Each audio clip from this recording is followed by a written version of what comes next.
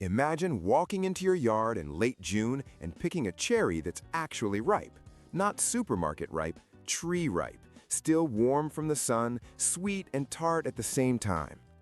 Today, I'm showing you 5 specific trees that create that experience in a 35-foot space, producing fresh food for 20 years with less work than a lawn. And I'll show you which one is a Ukrainian hybrid and why it's the lowest maintenance tree you can plant. Tree 1. Montmorency Sour Cherry, your early producer.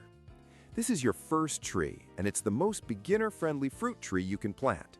Montmorency Sour Cherry is self-fertile, cold-hardy, naturally compact at 8 to 12 feet, and it produces fruit in year 3. The fruit ripens in late June in most climates, making this your earliest harvest.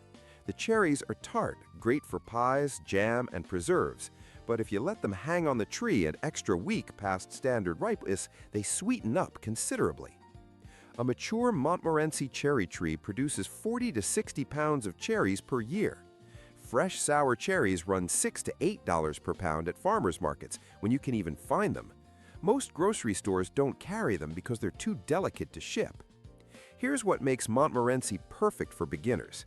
It's self-fertile, it doesn't get the diseases that kill sweet cherries.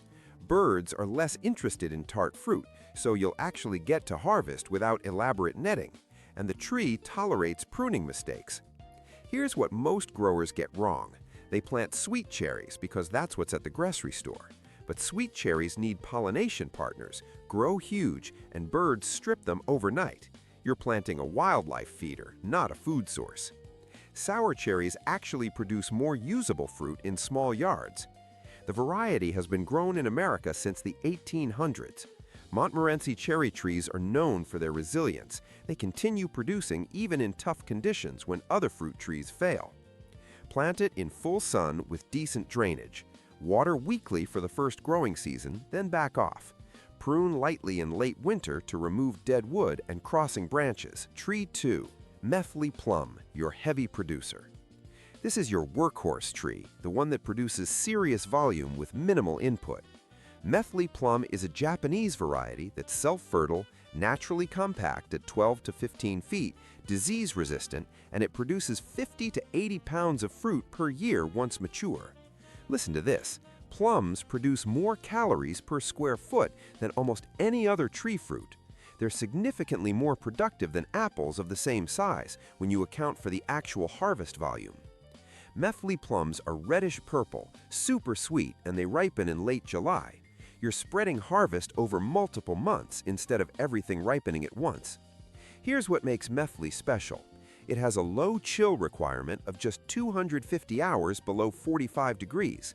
Most plums need 600 to 800. That low requirement means Methley produces consistently even in warming climates. Climate change is making chill hours less predictable. Methley is insurance against that. The tree was developed by the USDA in South Africa in the early 1900s. American botanists went there because the growing conditions matched the Deep South.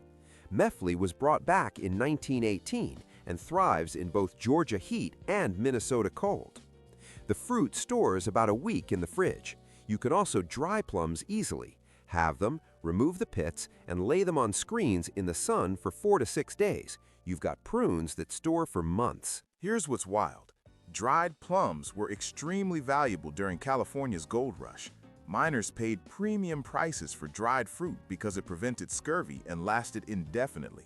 Dried plums became a form of trade currency in mining camps.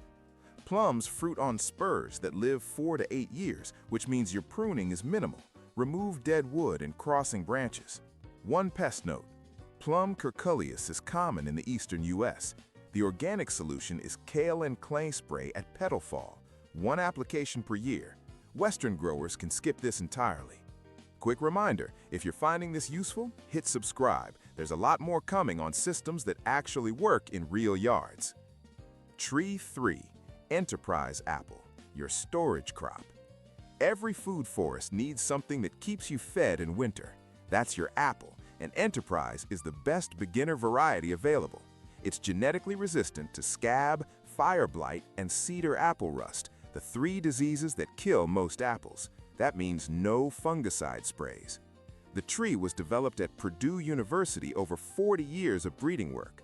Researchers started in 1954 and tested thousands of crosses to get one perfect variety. You're planting decades of accumulated knowledge. Enterprise stays manageable on semi-dwarf rootstock at 12 to 16 feet tall and produces 60 to 100 pounds of apples per year, starting around year 4 or 5. Here's the storage advantage. Most apple varieties lose quality after 6 to 8 weeks in cold storage. Enterprise actually improves.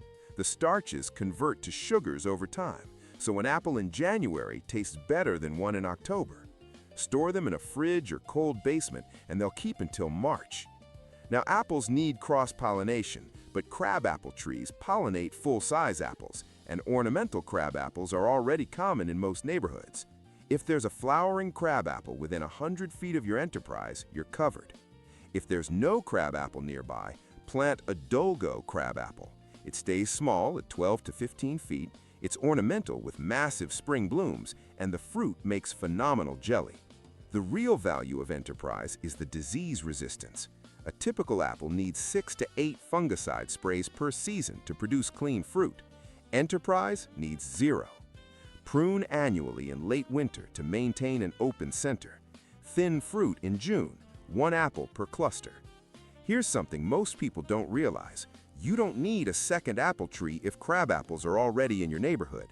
Garden centers will try to sell you 2 trees for pollination. Check your neighborhood first. Save the money and the space. Tree 4, Contender Peach, your summer treat. Contender Peach is the exception for beginners who want fresh peaches. Most peach varieties were bred in California for Mediterranean climates. Contender was bred for the opposite conditions. Contender was developed at North Carolina State University for disease resistance and cold hardiness. It's resistant to bacterial spot, tolerant to brown rot, and the flower buds survive late frosts better than other varieties. The tree stays compact at 12 to 15 feet. The peaches ripen in early August. Here's the reality. Peaches are short-lived, 10 to 15 years, and they require some pest management. Spray copper in early spring for leaf curl prevention, maybe a second spray mid-season. That's your commitment.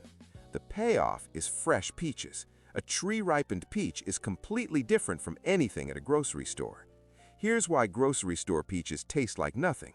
They're picked rock hard and gassed with ethylene to change color. The color changes, but sugars never develop. Tree-ripened peaches have dramatically higher sugar content. The difference is substantial. Contender produces 30 to 50 pounds of peaches per year once established. The fruit ripens over 10 to 14 days. Peaches need aggressive annual pruning. You're removing about 40% of last year's growth every winter. Cut back the long whips to shorter stubs, remove branches growing toward the center, and open up the canopy. Tree 5, Nikita's Gift Persimmon, your fall extension. Remember that Ukrainian hybrid I mentioned? This is it. This is your season extender and your lowest maintenance tree. Nikita's Gift is a hybrid persimmon, a cross between American and Asian species. It's cold hardy, the fruit is non-astringent, so you eat it crisp like an apple, and the tree has 0 pest issues. The tree stays moderate-sized at 15 to 20 feet tall and wide. The fruit ripens in October and November after your other trees are done. The persimmons are medium-sized, reddish-orange, and incredibly sweet. Here's what makes Nikita's Gift perfect for beginners. It's self-fertile, it has no serious pests or diseases, nothing bothers persimmons, no spraying required ever, and the tree is drought-tolerant once established. Persimmons were a major crop in the American South until the 1930s. People made persimmon bread, pudding, and beer. Then industrial agriculture killed that knowledge. We're 3 generations removed from people who knew this tree. A mature Nikita's Gift produces 60 to 100 pounds of fruit per year. The persimmons store well, 2 to 3 weeks in a fridge after harvest. You can also freeze them whole for smoothies or dry them like dates for long-term storage. The variety was developed in Ukraine and brought to the U.S. by persimmon enthusiast Clifford England. It's one of the few hybrid persimmons that's both cold hardy and non-astringent.